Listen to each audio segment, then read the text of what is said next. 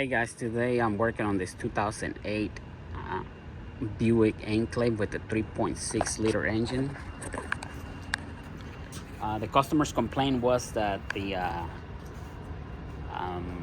drove this car, they parked it, and the next day the car wouldn't start. And it have some timing chain codes, timing chain issues. Let me read some of these codes that this car had. It had because it doesn't have them anymore. I went ahead and fixed the problem. But I want to shoot this video because it was supposed to be a timing chain issue, and this car became a nightmare for me. And that was a different issue with this. There was a different issue with this vehicle. It started off with the timing chain, and then it went on with the transmission, and then it went on with the wiring harness, and then it went on to the p0641 5-volt reference 2 circuit, and it was just a nightmare. I had been dealing with this car for about a week, and I finally got it, and I just want to show you how I worked this out because it was time consuming, and there's not a lot of information about this problem on the internet. So I want to post this video just in case you guys having the same issue, that way you know what to look for. Anyway, so this car came in and it had the p0340 intake camshaft position sensor circuit bank 1. It had the p0345 intake camshaft position sensor circuit bank 2. p0365 exhaust camshaft position sensor circuit bank 1. p0390 exhaust camshaft position sensor circuit bank 2. So I went ahead and inspected the timing chain, and indeed it needed a timing chain. One of the guides was broken. I'm gonna run a clip for you to see it when I took the engine apart, and that way you have an idea what was I dealing with on the timing chain issue. But this car came in along with some more codes, which is the p0452 fuel tank pressure sensor circuit low voltage, and also have the p0455 evap emission system large leak detected. And the code that was the hardest to fix, it was the p041 5-volt reference 2 circuit. That was the hardest one, but I'm gonna show you how to troubleshoot it.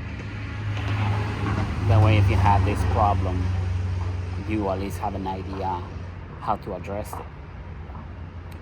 Okay, so when I finished with the timing chain and I put everything back together, started the car, and the car started right up. I let it run for half a day to make sure that there was enough oil pressure, engine oil pressure. I wanted to make sure that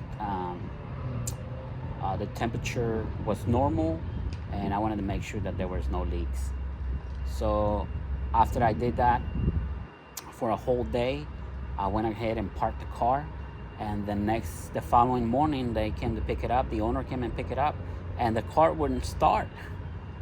It wouldn't start, and the camshaft position sensors codes, it went away, but I still have the p0452 and the p0455 and the p0641. That's what it was left with. I noticed a lot of issues with the wiring harness, and I did a lot of repairs on the wiring harness, correcting a lot of these problems. So once the timing chain codes went away, I went ahead and fixed the p0452 and the p0455, which has to do with the EVAP. Let me show you this right here.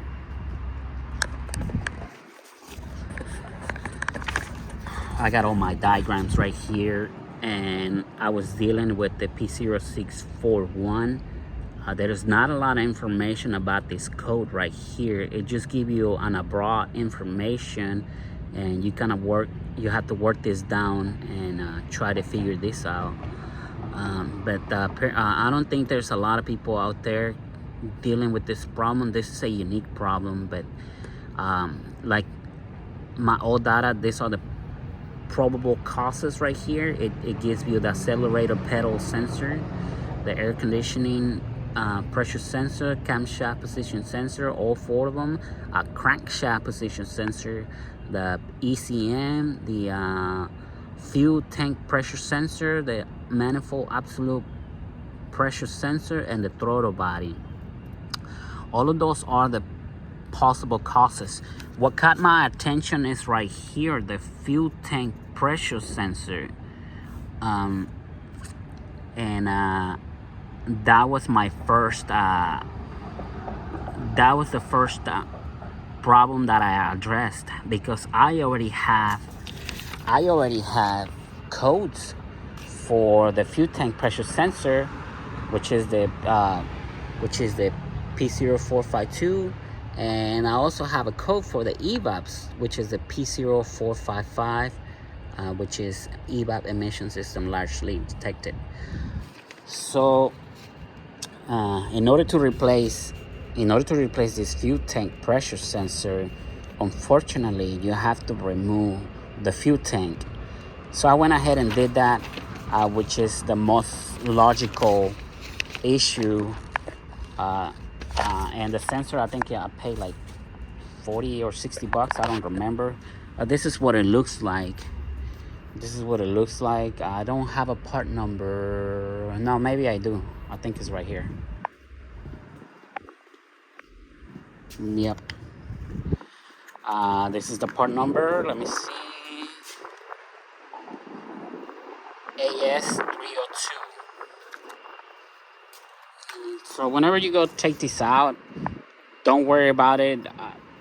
I've tried like so many times to remove this sensor carefully, and it never works. It always breaks, so it's gonna break. So just yank it out of there, it'll break, and then you can push the rest of it inside the tank. There's no other way to get it out. So after that, after I was finished with the fuel tank, I noticed the codes did not come back. None of the codes came back, but the only code that I was left with was the p0641. This is just me working my way up to this problem right here. I pretty much got rid of every single code but this one wouldn't go away. And I just want to show you how I troubleshoot this. I kind of use this car for my table, but let me show you what I had to deal with. There's not a lot of information about the reference voltage, and we're looking for reference voltage 2, so this pen doesn't work. As you can see on our TCM, you have 5-volt reference 2, and that's gonna go to the AC refrigerant pressure sensor. We also have another barometric pressure, as on our notes, which we have it down here, the manifold absolute pressure. But notice that the barometric pressure, it says reference volt 1, so this is going to be out of the way because we're dealing with reference 2. So we can discard this right here, We can discard this right here. And over here, this is the PCM, guys. This is the PCM. So right here we have 5-volt reference 2 and another 5-volt reference 2. So this one, the gray one, is gonna go to 24, and then it turns into 18, and it goes all the way to 23, and then it goes down. This one goes to the throttle body. So this one is being controlled by reference 2, and let's chase the other one. So we're gonna go with the where are we? Reference 2, 5-volt reference 2. We're gonna go with the purple white. So it's gonna go 14, and it's gonna go right here, which is the crankshaft position sensor. Purple white. So it goes right here, and then we're gonna find another reference volt right here. This one is the fuel tank pressure sensor, which is on top of the fuel tank, and it also has a reference voltage right here. But notice that this one has reference 5-volt reference 1, so that was out of the way. Still, we had to change it because we had codes for the fuel tank pressure and the evap, and that took care of our problem. So now I have another 5-volt reference, and this is gonna go. I got lost. Hold on. 2 is white black, so we're gonna go down here to the accelerator pedal. So that pretty much covers everything that we have on our list. The APP and the pressure switch for the AC, and the crankshaft position sensor. The ECM, of course, controls all of the reference voltage, the fuel tank pressure, the manifold absolute pressure, and the throttle body. So pretty much every single one of these is connected to the reference bolt, the reference 2, 5-volt reference 2. This one is on reference 5-volt reference 1, but it did clear when I changed this sensor. It did clear the p0452 fuel tank pressure sensor circuit low. It took care of that, and it took care of the p055 evap large leak. So we're fine up to this point, and we no longer have timing chain issue. And notice I put a note right here, no reference voltage. Because they don't go to any reference voltage, neither 1, neither 2, neither 3 or 4. These sensors go straight to the computer. So, but let me put you on a pause. I'll be right back, guys. Hey guys, just real quick, I'm working on this 2008 Buick Enclave. It's got the 3.6 liter engine, and I'm dealing with the p0340, p0345, p065, and the p0390, which has to do with the timing camshaft position sensor. As you can see, they got a lot of build up, and that's because whoever had it, they never changed the oil. They probably didn't change the oil for at least a whole year. But I want to point this out because there's a lot of people on the internet telling other people not to buy these cars because they have really bad engines. But that's not true. These are really good engines, and if you keep up with the maintenance, this engine should be able to last for a long time. You should do maintenance. You should change the oil every 3,000 miles or every 3 months, and that will keep the engine healthy. I hope this information helps, and like and subscribe for more. Okay guys, I'm back, and I'm trying to show you how I worked my way out from this problem. This was a nightmare, and I don't wish this problem on nobody. So we stop right here on the camshaft position sensors. Notice that there is no reference voltage, and the reason being is because every single one of these sensors goes straight to the computer. Let me see. I got a layout right here. Number 1, number 2, number 3, and number 4 is right here. Let's just check this one out. Let's just follow this number 1 wire. Let me see, number 1 wire.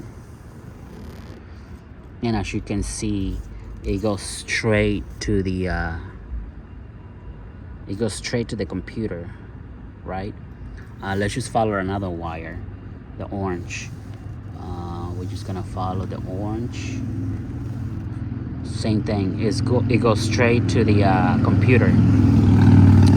Let's just follow the other wire. Oh, I'm kind of getting lost right here. Okay. Come down here. There you go. It goes straight to the computer. There's no 5-volt reference on none of them. There's just a signal, and there's ground, and there's a supply. So ground, supplied, and signal. There's no 5-volt reference on the camshaft position sensors. So even though the old data is telling us about the camshaft position sensors, they had nothing to do with the 5-volt reference too. That's what we're looking. That's what we're after. This is what we're looking for. This is what we're after, and now we got to figure it out how to fix this problem. So luckily for me, I didn't have to spend any money on parts except for the this sensor right here. But as you can see, I got the pedal, I got the pressure switch, I got the camshaft position sensors, I got the crankshaft position sensors. I'm just going down the list like it says right here. I got the engine control module, the fuel tank, manifold absolute pressure. The fuel tank will be this one, fuel tank pressure. The manifold absolute pressure right there, and the throttle body assembly. So I gotta be honest with you, I did replace all these parts. It did not cost me any money to replace these parts. I'm not saying you go out there and buy all these parts and try them out. I'm just saying I replaced them because it did not cost me any money.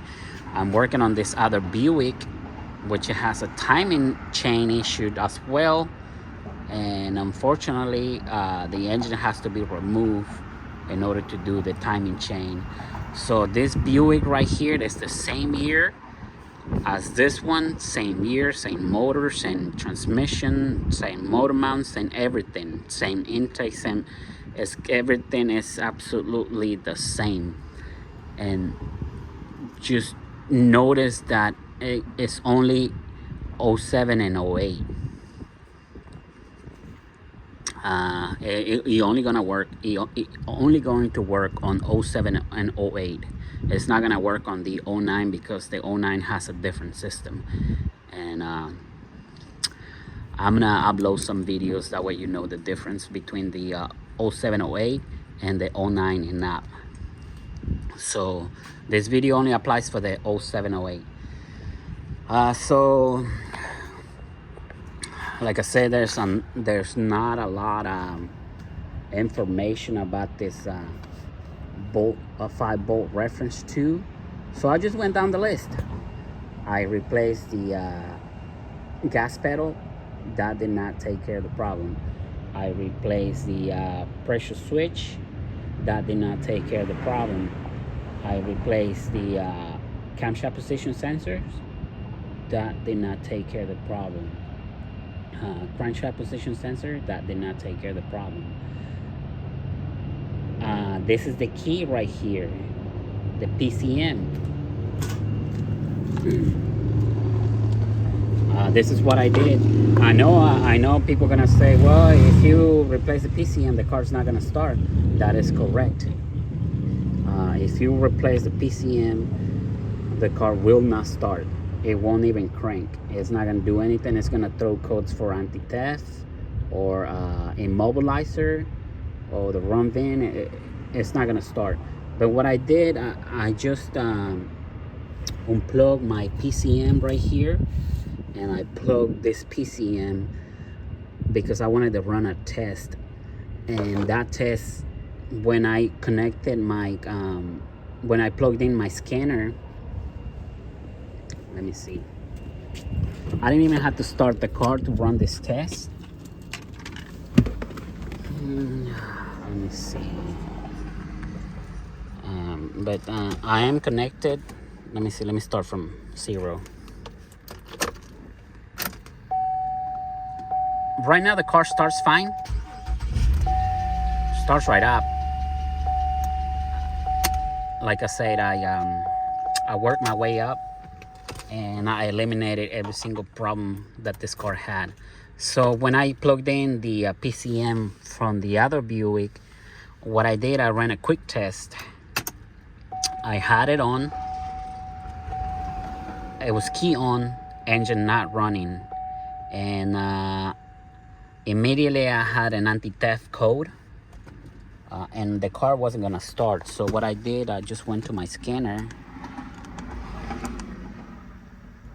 And as you can see, you can enter manually. And then you go to Buick. And we're gonna go to Buick. And we're just gonna hit automatic ID.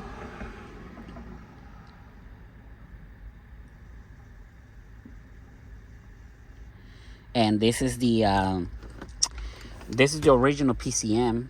So it gives you the VIN number right here.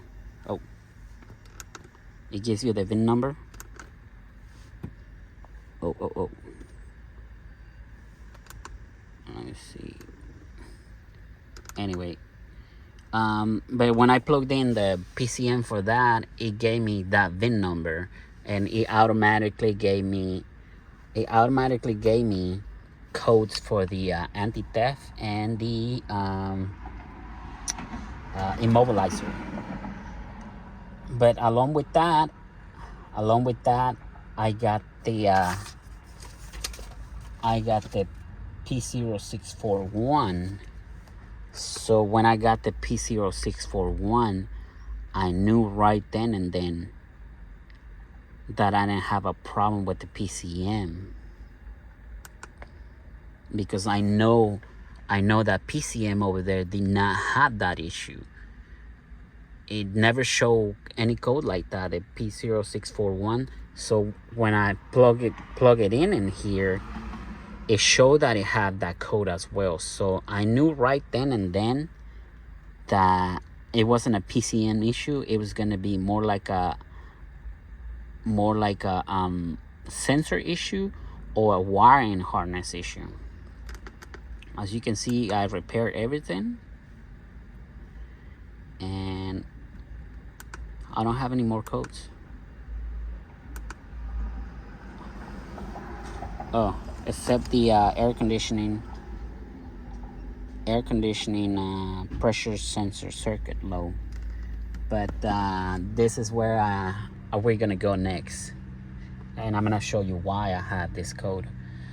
So far right now, the car starts right up. No more engine codes except for the air conditioning, and I'm gonna address this issue. Let me put you on a pause. I'll be right back with you guys. Okay guys, going back to the problem. Just to recap, this problem started with the timing chain issues. I went ahead and replaced the timing chain guides and tensioners. That took care of one of our problems. This car has been a headache, a nightmare. I had to replace. I replaced the pressure switches for the TCM, the computer for the TCM. I had to replace the torque converter. It was having transmission issues. That took care of that problem. I had to fix the coolant heater hoses. Replace them. I replaced the thermostat. I ended up fixing the wiring harness. A lot of the actuators, the camshaft position actuators, the harness was messed up, so I had to repair that. Anyway, I had to do a lot of work with this car that I'm fed up, I'm tired. It's unbelievable. So this headache is almost done. That's the recap. And then we went back to the codes for the evap. I got that eliminated, and now we dealing with the what was it, p0641. And I finally got rid of this p0461. And what this was doing, like I say, the car wouldn't start. It would just crank and crank, but it wouldn't start. And that was interfering. The 5-volt reference tube was interfering with the computer, and it wouldn't allow the engine to start. But now the only code, I got that problem eliminated, and I'm gonna show you what I did. And now the only code that I got left is the air conditioning, p0532, air conditioning AC refrigerant pressure sensor circuit, low voltage. And this is why it's unbelievable. This is what I found, guys. Oh no, might not be able to see it. You see the 3 wires right there? That's the pressure switch. All the 3 wires were touching each other. And you wouldn't think, why the pressure switch? What is the pressure switch? AC pressure switch has to do with anything. I wouldn't even think about it. But yeah, I had to remove the wire loom. I removed the wire loom, and as soon as I opened it up, I noticed all these 3 wires just touching each other. And once I separate them, the car started right up. So even though I fixed the harness, a bunch of plugs all the way around the harness, I missed that. And I missed it because it was covered with the wire loom, so I couldn't see anything obvious. And I replaced all these parts for nothing. But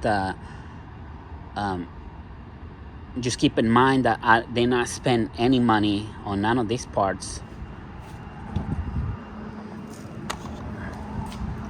I didn't spend any money on none of these parts because these parts belong to that car. I just used these parts to troubleshoot, and I went through the process of elimination.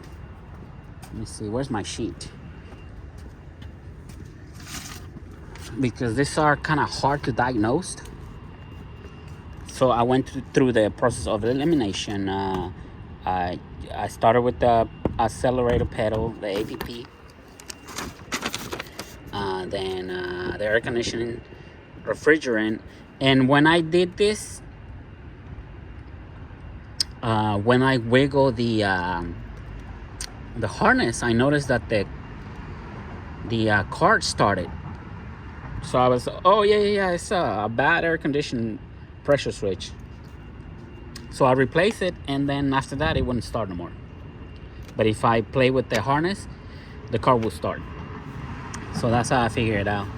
And I replaced all of these right here, which they had nothing to do with the 5-volt reference tube.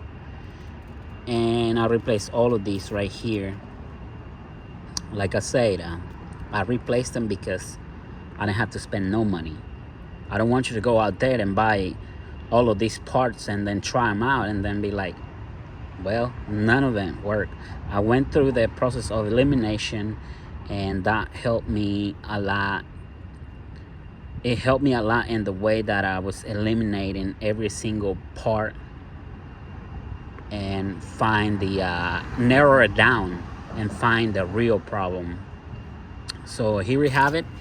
All I got to do is just all I have to do now is just fix the wiring harness right there. Yeah, you can see better right there. See, they were touching each other. So I'm gonna fix that. I'm gonna plug it back in, and I'm gonna go ahead and turn this into to its owner. And like I said, I don't have any more codes, no engine codes, and the car starts right up.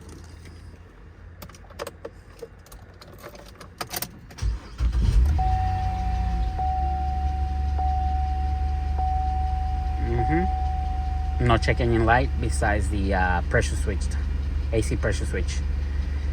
So this is it for now, guys. I hope you like this video, and I hope this video is helpful for you. And you know me, I don't do a lot of these jobs. I go through my diagrams. You know, you have to have these tools in order to figure out a lot of these issues. So I hope this is helpful for you guys. This is how I work.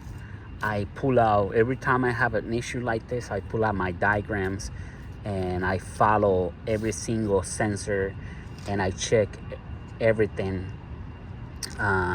before I start doing any repairs.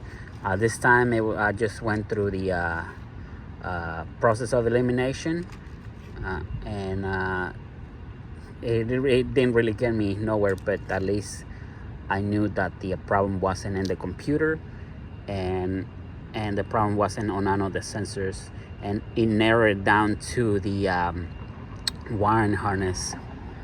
So this is it for now, guys. I hope you like these videos. Sometimes I have fixed a lot of problems. And I don't record them because this right here takes time recording. So sometimes I don't even make videos. But if you guys like my videos, I notice a lot of people are messaging me that my videos are helping them save money on repairs. I know a lot of people try to get scammed out there, and with my videos, they have been able to figure it out and not spend a lot of money. So if this is the case for you guys, just like and subscribe, because if you like and subscribe, that's gonna help my channel, and it's gonna help me grow, and it's gonna help me make more videos for you guys to watch. But thank you very much for watching. This is it for today. I gotta go. It's getting late, it's getting dark, and I'm tired. So see you on the next one. You have a good one, guys.